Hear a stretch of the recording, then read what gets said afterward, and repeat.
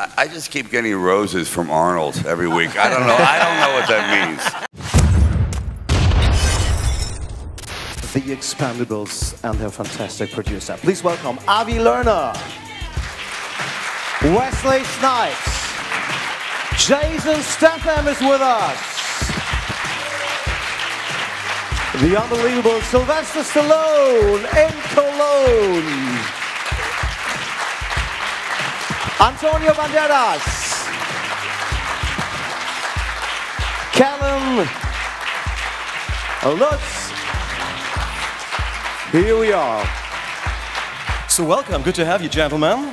First of all, this is a question to you all, to Avi Lerner also. After shooting Expendables, are there any serious injuries? Much to my sympathies, and I'm sorry, everyone here except myself suffered extreme brain damage.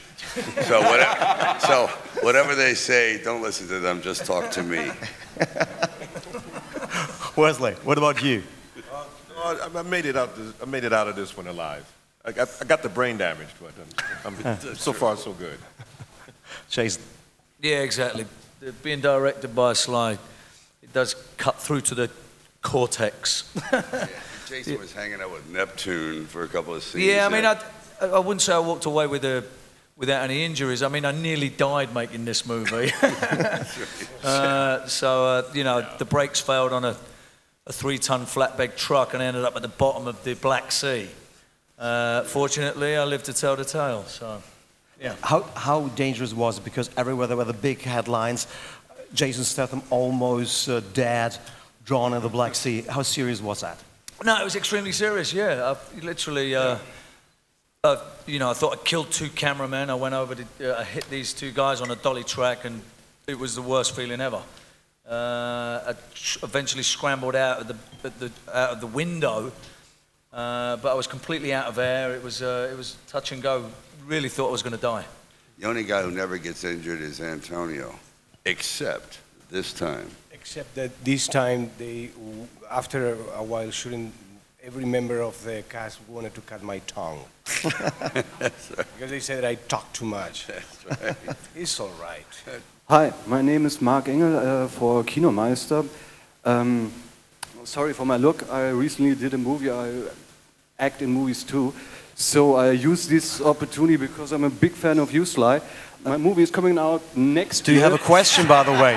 Is there a question? What's it called? Okay. Okay.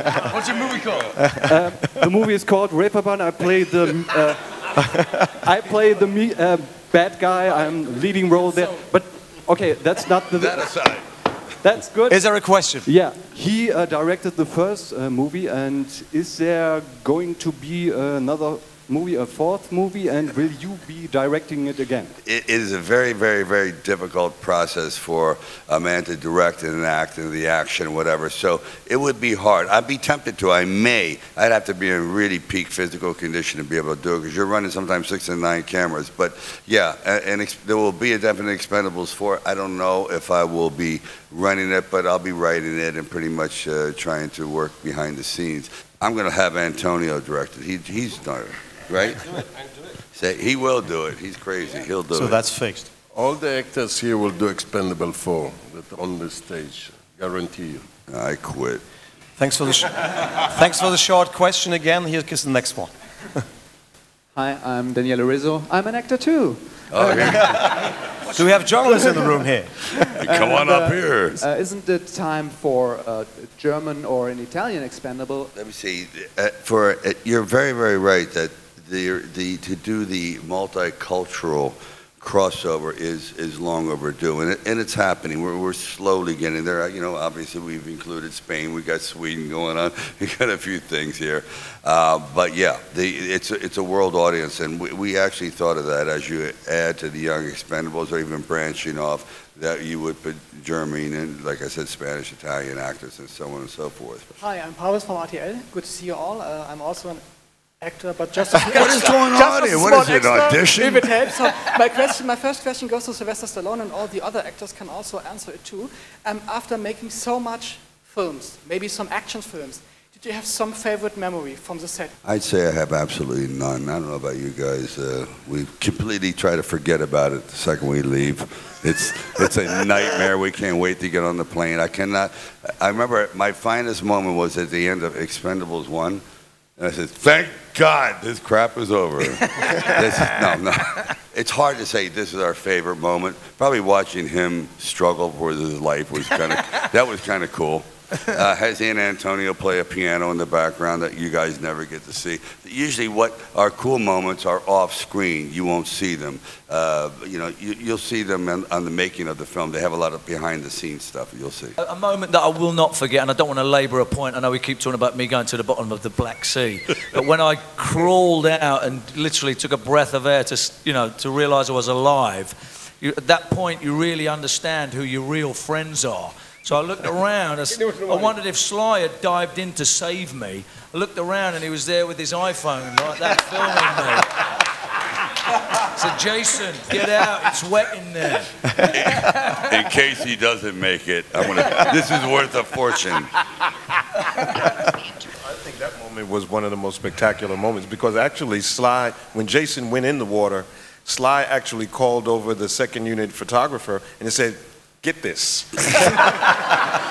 What are you doing over there? You're supposed to be over here. Shoot it. And I'm freaking out. I'm like, yo, this is crazy. Okay, are there any other actors or actresses who want to ask questions? Hello, Astrid Hugen, WWR. I'm not an actress, I'm a journalist. And Yay! Welcome. What are the things in life that make you happy? Oh boy, that's such a broad question. There's no better time than if you have children or someone, usually with children, that you have that one-on-one time, that a head is in your lap or your arm is on your shoulder and you're watching TV or something and no one is speaking. You go, this is great. This, the center of this room is full of love. That is really rare, really rare. Especially when Jason puts his head on my shoulder, I go, what are you doing? This is not what I meant. I would like to ask you, who are your heroes? I liked mythology, so of Steve Reeves, even though he was not, a great actor, he was a great presence, and Kirk Douglas. And I love Kirk Douglas in his roles like Spartacus and Vikings. Yes, actors, Brando. Barbara Newman. Barbara Streisand. And Barbara Streisand. And Barbara Streisand. How did you know that? Smart, I read. On one end of the spectrum, I have Mandela, Madiba, and on the other end of the spectrum, I have Jay-Z, because his accomplishments with Beyonce are just phenomenal. He has definitely been my hero. There you go. You, Jason and Wesley, just had your birthdays in July. And Antonio, yours will be in 4 days. So are you having a constant party time in these days, or are you taking it easy? And do you receive presents from the other guys? No, I didn't get a present from the other guys, as a matter of fact. No presents. Oh, What's presents? going on here? I just keep getting roses from Arnold every week. I don't know what that means. What does that mean? I don't get it. Have you brought the tank to Cologne for the premiere? I wish we could. Unfortunately, there are certain rules about driving tanks through cities. You can imagine how happy the French were when we were driving tanks through the city. I think it was the first time, it's been a tank since what? Since 1944. No, I'm joking. Since the end of the war. Who was driving the tank at the premiere? Let me see, who was driving? Oh, it was Steven Seagal. Oh, okay.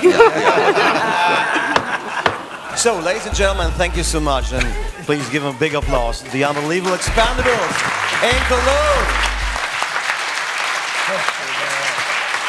See you all tonight at the premiere. Thank you so much for coming.